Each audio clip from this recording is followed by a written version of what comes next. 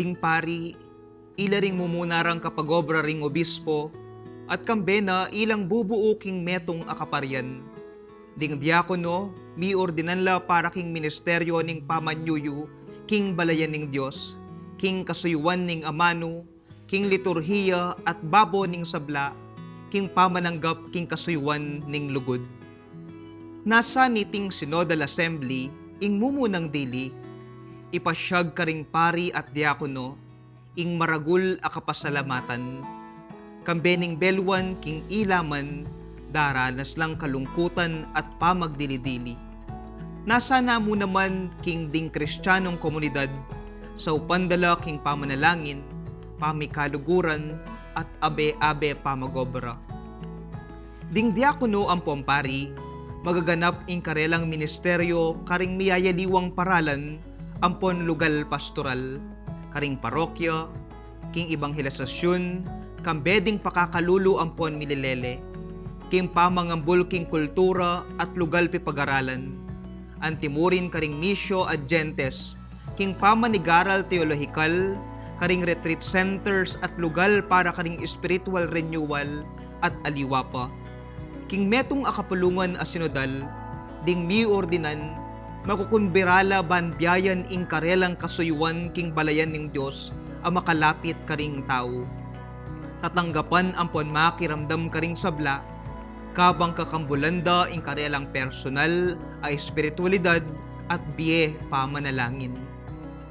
Babo ring sabla, sukat ng isane ing karelang upaya, makayulba king paralan ng Jesus, abistaman at tsuking askening Diyos, miglubas king sarili, at kinauling askening metong aalipan. Ing kapulungan, akikilala na king kapamilatan ding pamandikilda, king dakal apari at diakono, king karelang sarili, Kristo ing maya papastol, at talasuyo ding sablang mabibye busal tamo.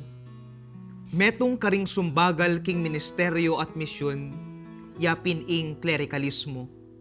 Ing klerikalismo, magumpisaya king maling pamanintindi king awos ning Diyos.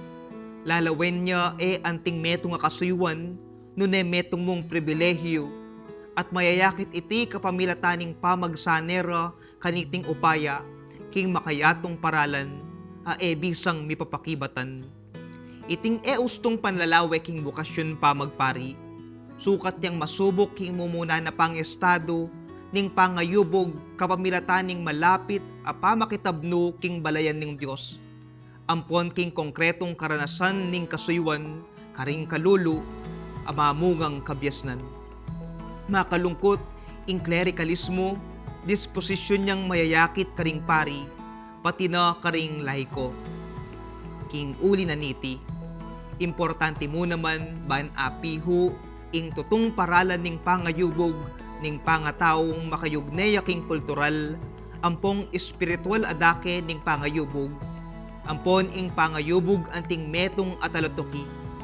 Kaniti, ing dake ding pamilya, ape ni batantamo, at ing komunidad kristyana, anong nu ing kasuywan ning metong nga tao, magumpisaya at lalalam, ela naman sukat, makalingwan ding aliwapang pamilya, amanan tabe king kayang panyulong.